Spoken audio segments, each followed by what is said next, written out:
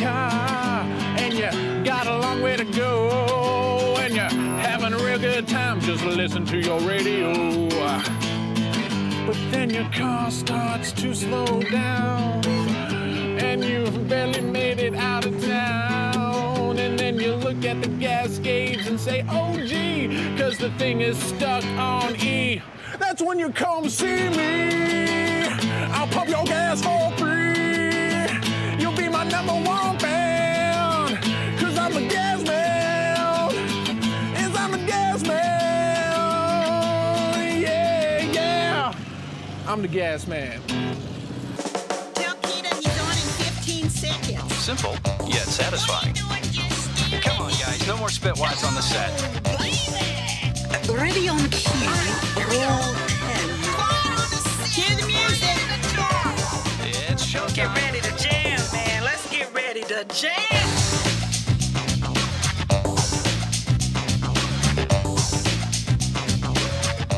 Once again, y'all, welcome to Headjam.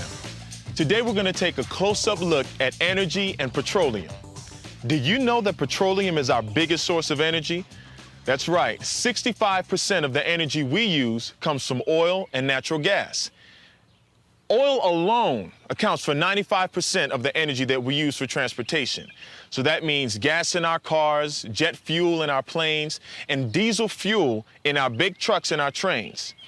It's amazing what a little technology can do with stuff that comes out of the ground. Crucial. All right, I always thought petroleum and oil were basically the same thing. And that's true, but that's only half the story. When petroleum is a solid, it's known as asphalt. When it's a semi-solid, it's known as tar. Now, I'm not talking about the stuff that you see on the roads or even what they use to cover up roofs. This is what it's called when it happens naturally. When petroleum is a dark, sticky liquid, it's known as crude oil. Now, when that liquid is clear and flammable, it's known as condensate. And then there's natural gas, which can be found with oil or on its own. All of these forms of petroleum are natural resources found on and below the Earth's surface. It takes many scientists and engineers to find petroleum from all over the world and turn it into energy and products that we can use. Oh, yes, he's Larry, the omnipotent head in a jar. Ba-da-da. Hello again, you kerogenic and planktonic oozing molecules. It is me, Larry, the omnipotent head in a jar, back to infuse those tiny grey matter cells of your being with some vital information on today's topic, which is hello, petroleum, Latin for rock oil, and used exclusively this tour by Ricky Martin. Petroleum has existed throughout the centuries. Those wacky, crazy, flesh-eating Babylonians used asphalt to pave roads and seal boats, though exactly whose fault it was is not for certain. Tar was used by Egyptians in the preparation of their mummies and their mummies-in-law, as well as to keep some hair pieces in place. The oil was also originally used as a medicine. It has been said that it made a very effective laxative. Not that I would know. I have no body! In ancient times, oil was known as bitumen, which is what mothers-in-law were known like in popular times. But no one knew where it came from. As usual, that hole-in-the-wall philosopher Aristotle, who thought he knew everything, just because he's embedded in the history books, but no, he gets all his wisdom from his fellow friends sitting on the shelf next to the books that he never creases open. I tell you, everything around us is made up of earth, air, fire, and water. These elements are combined with warm and dry or cold and wet exhalations from the earth to form what we feel and see. So the earth just pukes this stuff up? Well, it's just a theory. Well, at least Aristotle was on the right track, and did inspire many other theories over the years, as well as the song You Spin Me Right Round Baby Like a Record.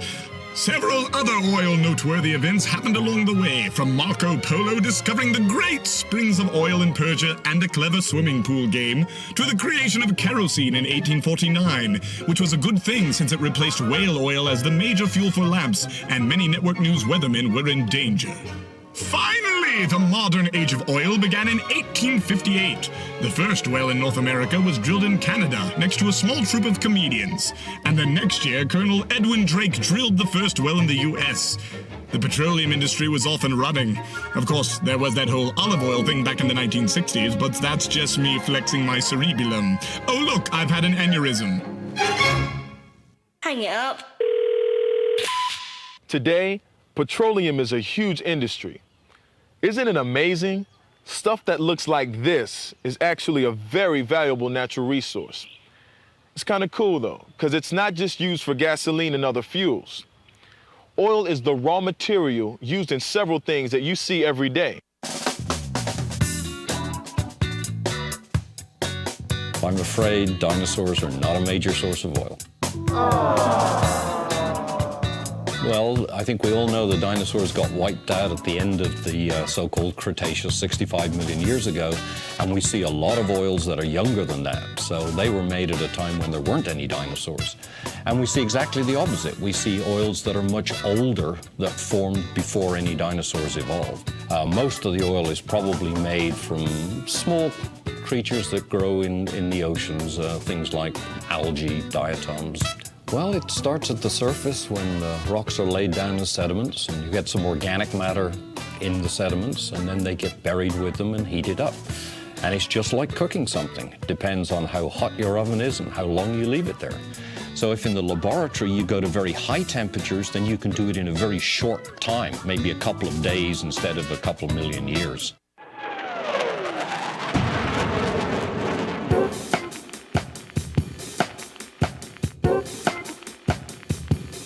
We know that petroleum is formed deep within the Earth's crust as organic-rich rocks, such as this one here, are heated, at which time they begin to generate and expel both oil and natural gas.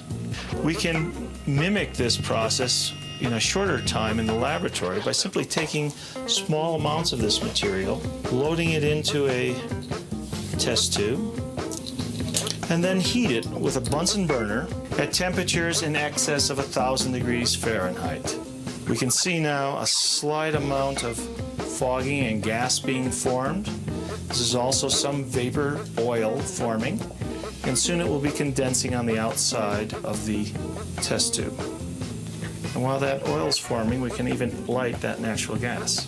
And we have our natural gas actually burning while we're generating oil. The biggest problem we have in making oil in the laboratory is the problem of cost.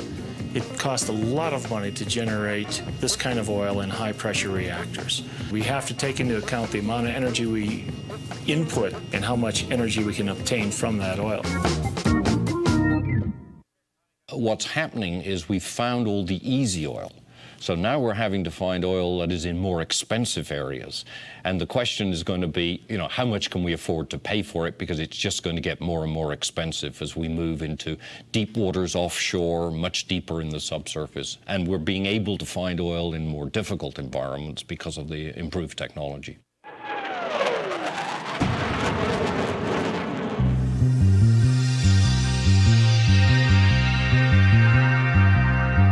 Okay, tell me how you guys chose this site. Okay, we have many different ways to choose a site. We will shoot seismic and interpret the seismic data. And we may have somebody else that's drilled another well, and we'll look at their results of their well. Once that is done, we will take a structure map and figure out how deep we have to drill. It could be anywhere between 8,000 and 10,000 feet, and we'll find the location. So once we get all that approved and the landowner allows us to stake the well and we get a permit to drill, we'll go ahead and build the location, bring in all of our equipment, drill the well. Once we get the well drilled, we have other equipment that we run in the hole that determines whether or not we have oil, gas, or water in the well. How do you know if you're going to get natural gas or if you're going to get oil? We will take the cuttings that come up to the surface and they evaluate them under a microscope. And they can tell us what they see in these rocks. What happens if it's not good? Well, that's what we call a dry hole. We'll drill the well, and if there's not enough hydrocarbons to pay for our investment, we will go ahead and plug it and try to restore the location to its original site. You have to be able to produce enough to pay for all your investment. And not only just the cost to initially drill and complete the well, but after that, you have to operate the well. We're in the R.P. Thomas #2 location, and this is called drill pipe. And drill pipe is just screwed together as we drill down the well. You'll notice as we're drilling, once they make a connection, they'll take one of these drill pipes and screw it into the one that just went into the hole.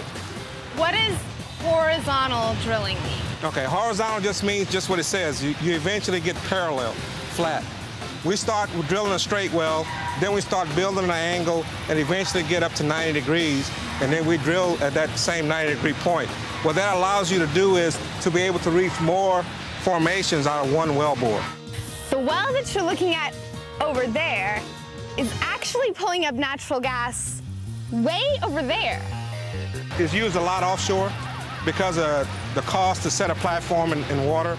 As you go with deeper water, the cost to install a platform increases. So what you want to do is be able to reach more formations from just one site. Remember natural gas? It's closely connected with crude oil, because usually when you find one, you find the other. Sometimes, even with all the new exploration technology, the engineers don't even know which one they're going to find. Many times, it's the pressure of natural gas that helps force crude oil to the surface. Natural gas is important because it's clean burning and there's plenty of it. Different mixtures of natural gas are used for everything, from making electricity to powering factories to heating our homes and even cooking burgers on the grill. It already accounts for 25% of our energy, and that number will go up in the future.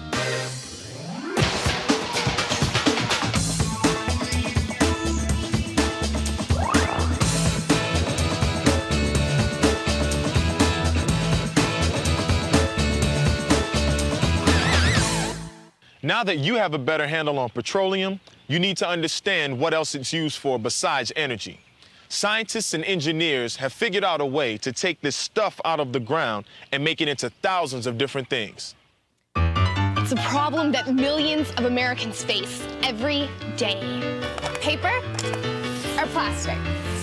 Ah, plastic. Where would the world be without it? I'll tell you where. We'd be back in the dark ages, like without email. That's because plastic's everywhere. Our houses, car, school, work, everywhere. You can find it in high-tech places, like computers, hospital operating rooms, even race cars and electronics.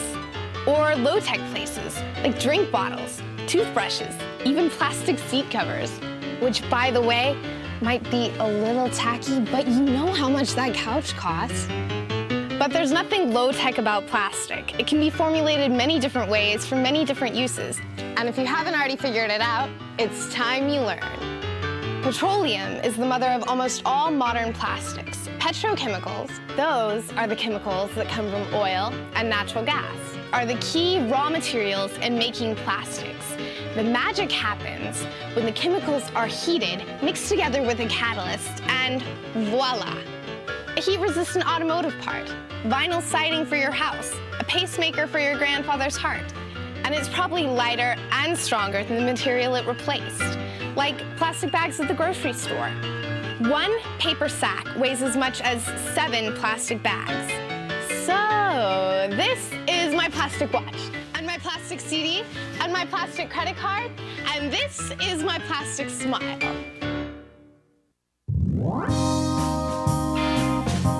Oh, they have pineapple tidbits. Hello, welcome back. I am Dr. Andy Gravity and here once again. And today we are looking for products which have petrochemicals. You may be saying to yourself, what has petrochemicals in it? Well, I'll tell you, lots of things. And that's things that have oils and natural gases is what they're made from. So we're here in this big grocery store because they got all the things and because they're the only place on the planet that did not stick their boot in Atoshi. Looking for the petrochemicals, and there they are. And the ibuprofen reduces fever and is made by natural oils. Who'd have guessed? Post-it notes, they have got the petrochemicals in the sticky stuff. And that's how they make it sticky, so you can write phone number, mom called dad, stick it on dad's forehead. Dad walks up to mom, she goes, I'm supposed to call you. He says yes, he goes, it's too late. Hello, how you doing? Good morning to you. And I'm so excited. Oh, there you are. Because we got all these other things from petrochemicals, and it's not just on the plasticky on the outside. No, we got all the cool stuff like the fluoride, the toothpaste, on the mouthwash to make sure the kids are fresh. I could make a better umming sound if this one pinched my nostrils. And don't hate me because I have beautiful hair. Was that a good audition for the makeup thing? See, do I got the bedroom eyes? Am I looking all wonderful. Even detergents have petrochemicals. You know, some of them got a lot of them, like this old tub here in case you got to wash your pet elephant sweater. Shampoos here, they all got little bitty petrochemicals, and what makes them wonderful. Even here on the floor of a grocery store, we got what we call the petrochemicals in the tiles. Guess what's in the makeup that you put on your face, the rouge, the blush, the little nose pickers, you know what I'm talking about? It's petrochemicals. It's in all this stuff. Insecticides, that's right, what we kill all the buggies with. Some of them we got them kill them faster, kill them slow so you can watch them burn, and kill them with a nice minty new car scent. We got that, and then of course we got the Teflon on the pan. What do they have in common? I'll tell you, they got petrochemicals in common. That, and they both kill the bugs. This way and the way that kind of sprays up the room, and this one, and we got ourselves a little snack before the lunch meal. Oh, I'm losing control. I've lost control. I'm by the poo balls. How would we have ever gone along without the petrochemicals? I don't know. It makes me all teary-eyed, just like that Celine Dion song that they're playing up there. Those Canadians really know how to bring out the emotion. This is the future, or at least the future of energy-efficient transportation. This little baby is part gasoline, part electric. It has ultra-low emissions and one of the highest miles per gallon of any car ever made. It's called a hybrid car, and I get to take it for a little spin. Car emissions are 20 times lower today than they were in the 60s. But with 150 million cars on the road, exhaust emissions and fuel conservation are going to be big issues for a long time. I had a car like this. I would probably drive all the time.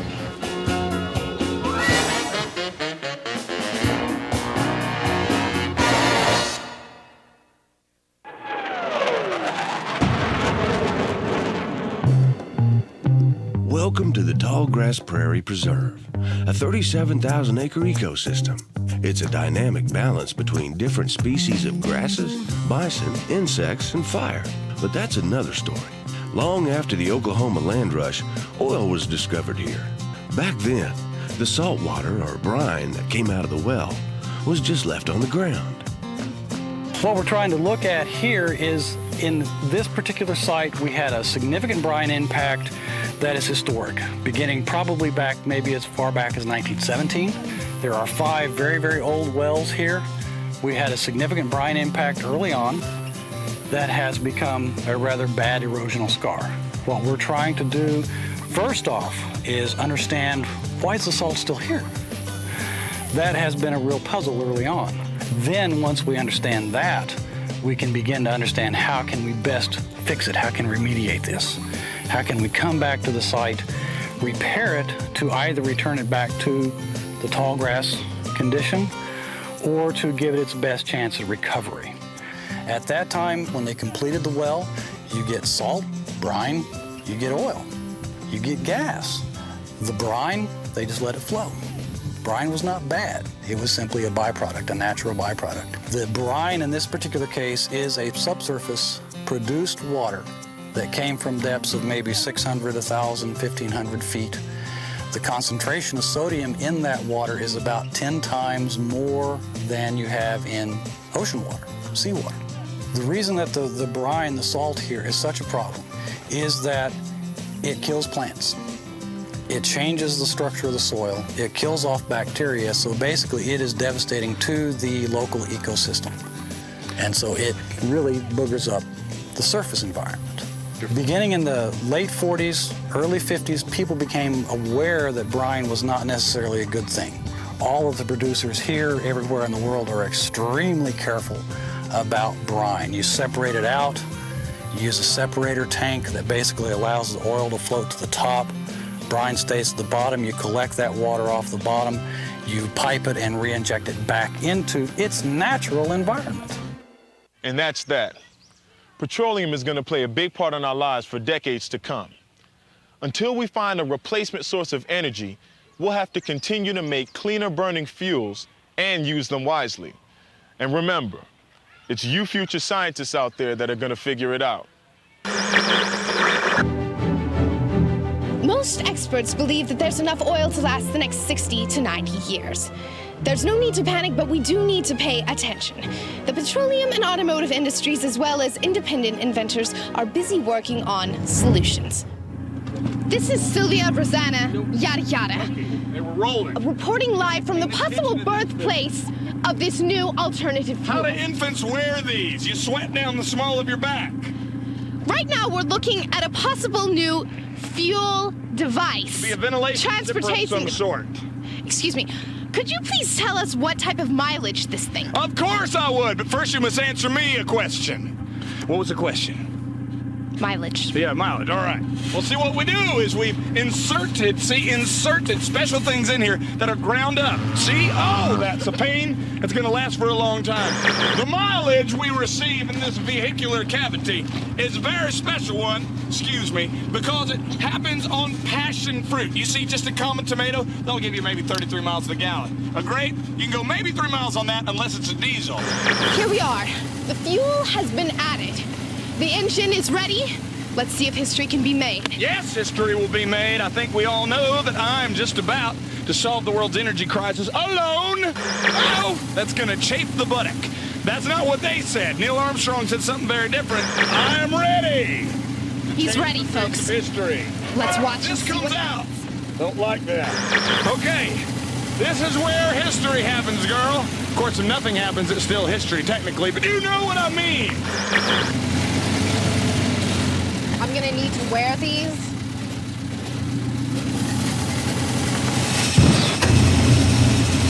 Here we go. 10 o'clock, 2 o'clock, 10 o'clock, 2 o'clock.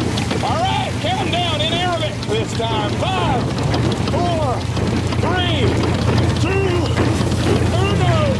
Kiss my honey, speed to heaven.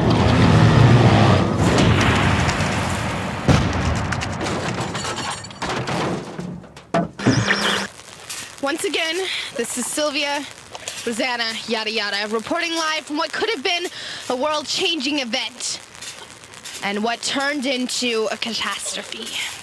Gonna borrow a hot, moist towelette? You idiot! That's a no.